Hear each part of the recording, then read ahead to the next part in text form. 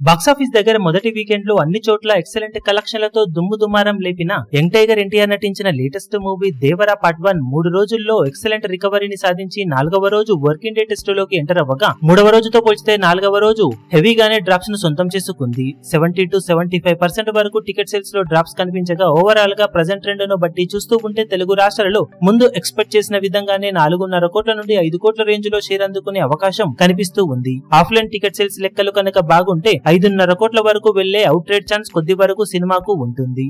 Box office దగ్గర మొత్తం మీద ఆఫ్లైన్ టికెట్ సేల్స్ లెక్కలపై సినిమా ఎంత వరకు వెళ్తుంది అనేది చెప్పగలం. కానీ సినిమా బాగా హోల్డ్ చేసింది అని చెప్పడానికి మినిమం 6.5 కోట్ల నుండి 7 కోట్ల దాకా కలెక్షన్లను సినిమా తెలుగు రాష్ట్రాలు అందుకోవాల్సి ఉంటుంది. ఇక హిందీలో సినిమా ఈ రోజు 4.5 కోట్ల నుండి 5 కోట్ల రేంజ్ లో నెట్ కలెక్షన్ అందుకునే అవకాశం ఉండగా ఆఫ్లైన్ టికెట్ సేల్స్ లెక్కలు బాగుంటే ఈ కలెక్షన్స్ ఇంకాస్త పెరగవచ్చు.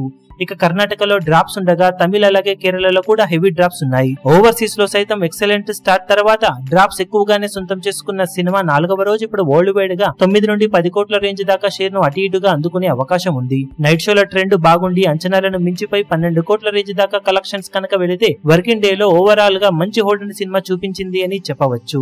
మరి బాక్సాఫీస్ దగ్గర మొత్తం మీద సినిమా ఇప్పుడు 4వ రోజు వర్కింగ్ డే లో అఫీషియల్ గా ఎలాంటి కలెక్షన్ సాధిస్తుందో చూడాలి. అఫీషియల్ రిపోర్ట్స్ వచ్చిన తర్వాత వీడియో అప్డేట్ లో సినిమా సాధించిన కలెక్షన్ల వివరాలను తెలియజేస్తాం.